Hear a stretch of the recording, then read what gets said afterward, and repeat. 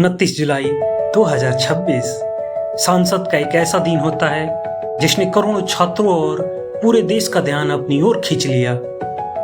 जहां एक तरफ सरकार ने पेपर लीक माफियाओं पर अब तक का सबसे सख्त कानून लाने का दावा किया है, तो वहीं दूसरी तरफ वंदे मातरम से जुड़े एक अहम संशोधन को भी संसद में मंजूरी मिल गई है। लेकिन सवाल ये है, क्या ये दोनों फैसले सिर्फ राजनीतिक संदेश हैं या वास्तव में देश में बड़ा बदलाव ला सकते हैं? तो आइए इन दोनों बिलों को आसान भाषा में समझते हैं। पिछले कुछ वर्षों से देश के कई बड़ी बड़ी परीक्षाओं पर पेपर लीक के आरोप लगे। वहीं लाखों स्टूडेंट्स की मेहनत पानी में मिलता दिख रहा था।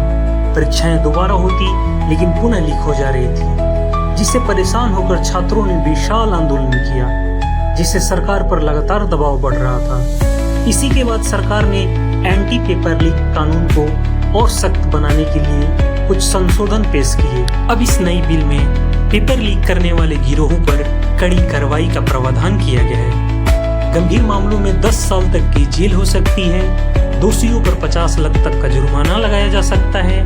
वहीं उनके नेटवर्क या उनके संस्थाओं पर 10 करोड़ तक का जुर्माना भी लगाया जा सकता है। जांच और मुकदमों को तेजी से निपटाने के लिए एक विशेष टीम का चयन किया गया है। सरकार का कहना है इससे पेपर लीक को रोका जा सकता है व एग्जाम को फेयरली तरीके से कराने में मदद मिल सकती है। वहीं ऑपोजिशन पार्टी के लोगों ने इस बिल को रोकने का भरसक प्रयास किया।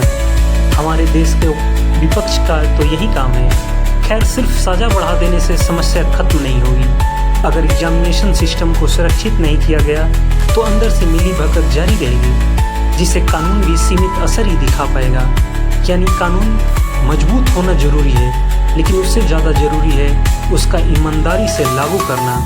अब बात करते हैं कल संसद में हुए एक और बड़े फैसले की। सरकार ने prevention of insults to national honour bill को आगे बढ़ाया, जिसे आम भाषा में वंदे मातरम बिल कहा जा रहा है। सरकार का कहना है कि राष्ट्रीय सम्मान से जुड़े प्रतीकों की गरिमा बनाए रखना हर नागरिक की जिम्मेदारी है। इस संशोधन का उद्देश्य राष्ट्रीय सम्मान से जुड़े कानूनों को और स्पष्ट तथा प्रभावी बनाना बताया गया है। संसद में इस पर जोरदार बहस हुई। सरकार ने इसे देश की एकता और सम्मान से जुड़े कदम बताया। वहीं अपोजिशन पार्टी ने इस बिल को भी अपोज किया। विपक्ष के कुछ नेताओं और सांसदों ने इस बिल के कुछ प्रावधानों पर भी सवाल उठाए। खैर, देशभक्ति किसी कानून से नहीं बल्कि नागरिकों की भावनाओं से आती है।